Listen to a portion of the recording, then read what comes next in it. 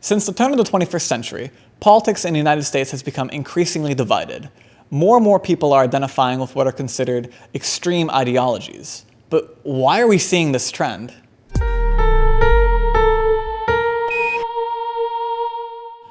In 2014, a Pew Research poll showed that 92% of Republicans are more conservative than the median Democrat, and 94% of Democrats are more liberal than the median Republican. Compare this to only 20 years ago. This shows that voters in both parties are moving further and further from the center, and now, more than ever, each party is representing a sole ideology. The Democrats are nearly all liberal, and the Republicans are nearly all conservative. While the average American may be moving further from the center of the political spectrum, why are some on the absolute extremes? The 2016 presidential election saw increased attention for groups such as neo-Nazis and far-left anarchists.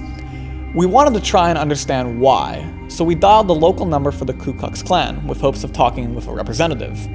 Instead, we got this rather disturbing voicemail.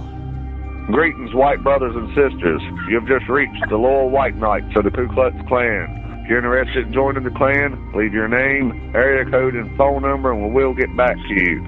Always remember, if it ain't white, it ain't right. White power. Alright, so we're at the University of North Florida where a Black Lives Matter rally is taking place. And we hope to find people from both sides of the spectrum in order to shed lights on their political beliefs. About 20 minutes into the protest, we met John, a Green Party activist who agreed to sit and talk with us about political polarization and what goes on inside the minds of extremists. I grew up a racist because the environment I grew up in an all-white town. The N-word was common, and the talk about the black people and all that stuff, it was ingrained in me at a young age.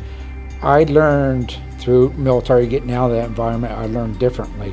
Many people have never learned differently. That programming at a young age is still in them, and it's been fed by other medias and other people agreeing with them and supporting them. That's why I think it gets so strong. Because I'm white, racist, sexist, and I hate all colors of people, right? Because I'm a white Republican, right? Right?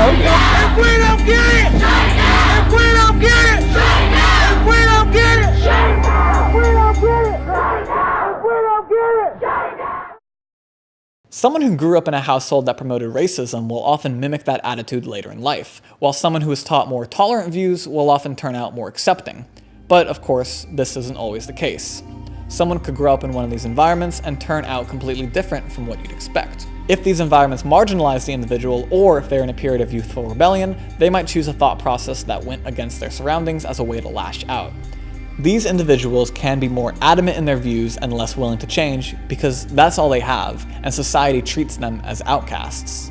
Both sides are extremely steeped in emotion, and politics have turned into an us versus them argument. Each side believes they're ultimately correct. Arguments have turned into who can scream the loudest, rather than who can provide the most reason and facts to back up their consensus. While extremism carries a very negative connotation today, it's not inherently bad nor good. According to Psychology Today, opposing sides will label each other as mentally ill in order to discredit and frame them as extremists. In 2014, another research poll showed 27% of Democratic respondents viewed the Republican Party as a threat to the nation.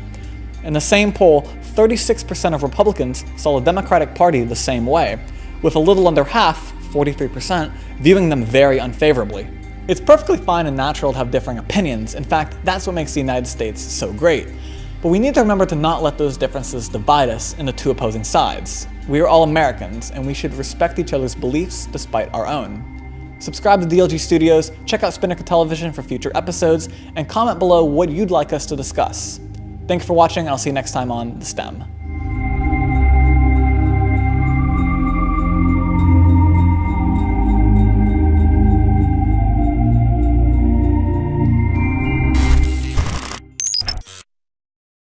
Okay. Come on. Imagine this. If you break the law, Everyone, watch The STEM. You go to jail.